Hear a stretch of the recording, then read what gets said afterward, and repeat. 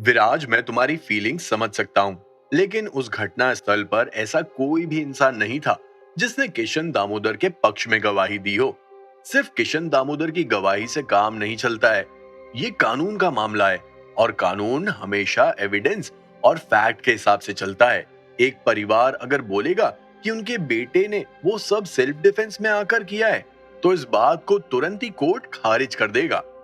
रॉय साहब की बात सुनकर विराज को गुस्सा आ गया था और तुरंत ही विराज ने कड़क अंदाज में कहा, तो इससे तो ये भी साबित नहीं होता है ना कि किशन दामोदर मर्डरर है।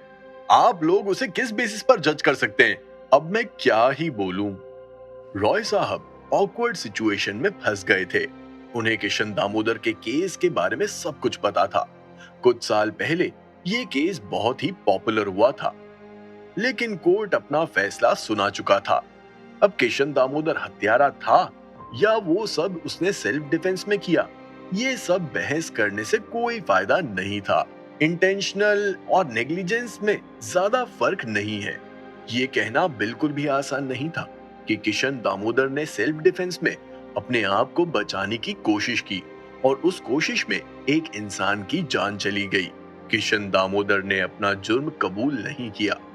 पब्लिक सड़कों पर उतर आई। पॉलिटिकल प्रेशर के साथ में कोर्ट ने किशन दामोदर को 10 साल कैद और 5 लाख रुपए की सजा सुनाई। आज इसी के चलते उन बूढ़े अंकल और रवि की ऐसी हालत है। रॉय साहब ने उस केस को सच्चाई से सुलझाने की बहुत कोशिश की थी, लेकिन उस समय इतना कुछ हो रहा था कि आखिरकार उन्होंने भी इस केस से हाथ जोड़ लिए थे। चीफ, मैं जानता हूं कि यहाँ क्या हो रहा है। अभी रॉय साहब सोच ही रहे थे कि वो विराज को कैसे एक्सप्लेन करे कि तभी अचानक से दरवाजे के पास से एक शख्स की आवाज आई, रंजीत।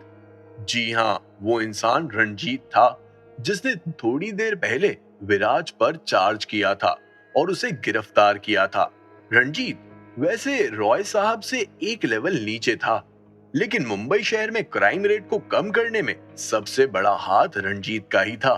क्या तुम्हें पता है कि हम सब किस बारे में बात कर रहे हैं? विराज ने रंजीत को देखते हुए कहा।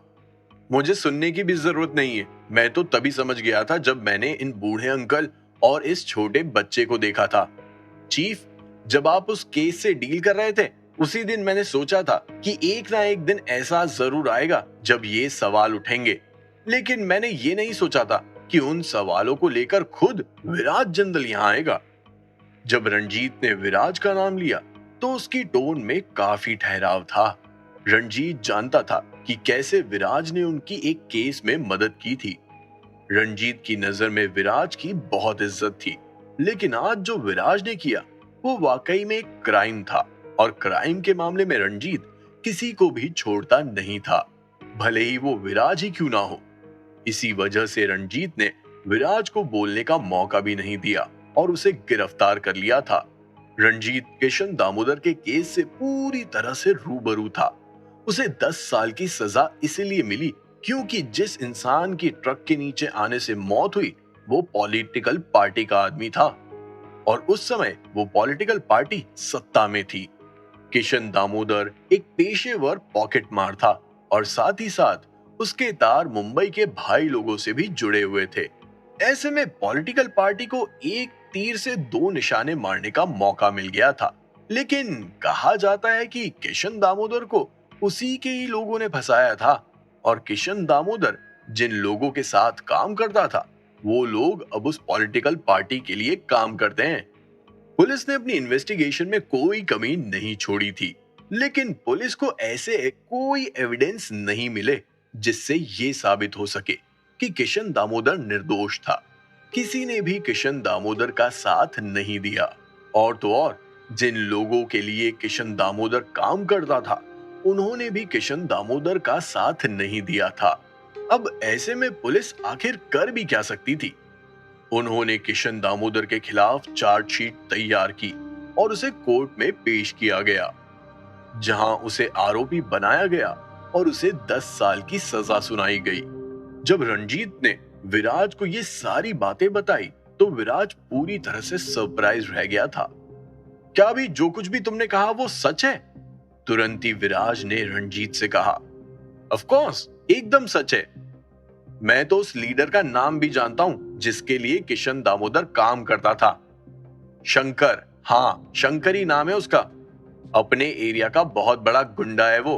पहले चोरी चकारी करता था, लेकिन जब से पॉलिटिकल पार्टी के साथ हाथ मिलाया है, उस पॉलिटिकल पार्टी ने उसे इतना पैसा दिया है कि अब उसने अपने बियर बार खोल दिए हैं और अब उन्हें ही संभालता है। अपने नीचे गुर्गे बैठा दिए हैं। वो व्हाइट का काम करता है और उसके लोग ब्लैक का। जैसे ही रंजीत के मुंह से ये शब्द बाहर आए, वैसे ही विराज ने मन ही मन सोचा, शंकर, ये नाम कुछ सुना सुना लग रहा है। और विराज बीते इंसिडेंट्स की यादों में चला गया था। अचानक से विराज को याद आया कि ये वही शंकर है जिसने उस दिन रेस्टोरेंट में अनामिका के साथ बदतमीजी की थी और बाद में पार्किंग लॉट में विराज को मारने की कोशिश की थी। ये सब सोचते हुए तुरंत ही विराज अपनी कुर्सी से उठ गया था और अब विराज को लगने लगा था कि क्या किशन दामोदर को जानबूझकर फंसाया गया था। इससे पहले कि विराज अपना कोई रिएक्शन देता, विराज की हरकत देखकर रंजीत को कुछ अजीब सा लगा और तुरंत ही रंजीत ने विराज से कहा, क्या हुआ विराज, क्या तुम शंकर के बियर बार या रेस्टोरेंट में गए हो? दाराज ढाबा? नहीं, लेकिन मेरी मुलाकात शंकर से पहले हो रखी है। जैसे ही विराज के मुंह से ये शब्द बाहर आए, वैसे ही विराज के मन में वो नाम गूंजा, दाराज ढाबा। ये तो वही जगह है जहां आज मोनिका मुझे लेकर जाने वाली थी। क्या मोनिका शंकर को जानती है? ये मामला तो और भी ज्यादा इंटरेस्टिंग होता जा रहा है। अभी विराज मन ही मन ये सब सोच ही रहा था कि तभी अचानक से रंजीत ने विराज से कहा, विराज, तो अब तुम किस बारे में सोच रहे हो? तुम्हें क्या लगता है? विराज की बात सुनकर रंजीत ने कहा, तुम सही दिशा में जा रहे हो, लेकिन हमें उस दिशा में जाने के लिए पूरी तरह से तैयारी करनी होगी। हम ऐसे ही हाथ नहीं डाल सकते हैं। रंजीत की बात सुनकर विराज को अच्छा नहीं लगा और तुरंत ही विराज ने गुस्से से कहा, तुम लोगों को अच्छे से पता है कि शंकर कितनी घिनौनी चीजें करता है, लेकिन उसके बाद भी तुम लोग उसे इन्वेस्टिगेट नहीं कर रहे हो। किस चीज का इंतजार कर रहे हो तुम? अगर वाकई में शंकर की वजह से किशन दामोदर जेल में है, तो शंकर को जेल में होना चाहिए, लेकिन वो खुला घूम रहा है और उत्पात मचा रहा है। अगर मैं आज इन अंकल को और किशन दामोदर के बेटे को यहाँ नहीं लाता, तो क्या ये सारी बातें बाहर आती? क्या तुम किशन दामोदर के केस के बारे में सोचते? विराज की बात सुनकर रंजीत खांसते हुए बोला, विराज शांत हो जाओ। हम पुलिस वालों को किसी भी केस को हैंडल करने के लिए एविडेंस चाहिए होता है। हमारे पास शंकर के खिलाफ कोई सबूत नहीं है। हम ऐसे कैसे जाकर उसे उठा सकते हैं? हमें धीरे धीरे इन्वेस्टिगेशन करनी होगी। ये खबर शंकर तक भी नहीं पहुंचनी चाहिए, वरना वो अपने आप को और उस पॉलिटिकल पार्टी को बचाने की कोशिश करेगा। हमें कहीं से भी करके एविडेंस इकट्ठे करने पड़ेंगे। एविडेंस इकट्ठे करने पड़ेंगे? लेकिन अगर तुम लोग एविडेंस ढूंढोगे ही नहीं, तो क्या एविडेंस खुद चलकर तुम्हारे पास आएंगे? जितना ज्यादा विराट सोच रहा था, उसे उतना ही ज्यादा गुस्सा आ रहा था। एक लंबी सांस लेते हुए विराज ने कहा, देखो, मुझे इस मैटर से कोई लेना देना नहीं है। हालांकि अगर बात उस शंकर की है, तो अब आप दोनों को मेरे लिए वो करना होगा। मैं चाहता हूं कि दुनिया के सामने सच्चाई बाहर आए, किशन दामोदर को इंसाफ मिले, उसे सिर्फ चोरी करने की सजा मिलनी चाहिए। विराज की बात सुनकर तुरंत ही रंजीत ने कहा, तुम फिक्र मत करो विराज, मैं कुछ ना कुछ एविडेंस जरूर इकट्ठा कर लूंगा। इसी के साथ रंजीत ने अपनी पुलिस फोर्स को बुलाया और एक नई टीम बनाई, जिससे वो किशन दामोदर के केस में शंकर पर नजर रख सके, जिससे उनके हाथ में कोई एविडेंस हाथ लगे। विराज उन बूढ़े अंकल को और किशन दामोदर के बेटे रवि को एविडेंस बनाना चाहता था, लेकिन एक मर्डरर की फैमिली को कोर्ट कभी भी एविडेंस नहीं मानता है। इसीलिए विराज को अपनी उंगली टेढ़ी करके घी निकालने की जरूरत थी और शायद विराज को पता था कि उसे आगे क्या करना है। मुस्कुराते हुए विराज ने अपना फोन बाहर निकाला और सीधा मोनिका का नंबर डायल कर दिया था। जब विराज को डिंपल और रजाक वहां से लेकर घर चले गए थे, तो मोनिका भी सीधा दाराज ढाबा पहुंच गई थी और प्राइवेट रूम में बैठकर विस्की के पैग पिए जा रही थी। उसे यकीन नहीं हो रहा था कि उसके हाथ से बकरा फिसल गया था। मोनिका जानती थी कि पुनीत को ये अच्छा नहीं लगेगा। इसीलिए मोनिका अपना चेहरा नीचे करके कुछ भी बोलने की हिम्मत नहीं जुटा पा रही थी। हालांकि वो उस प्राइवेट रूम में अकेली नहीं थी। उसके साथ दो लोग बैठे थे, एक पुनीत मोदी और दूसरा शंकर। पुनीत और शंकर दोनों आपस में ही बात किए जा रहे थे। मुझे नहीं पता था कि उस बच्चे ने तुमसे भी पंगे ले रखे हैं। अब तो उसे मजा सिखाना बनता है शंकर भाई।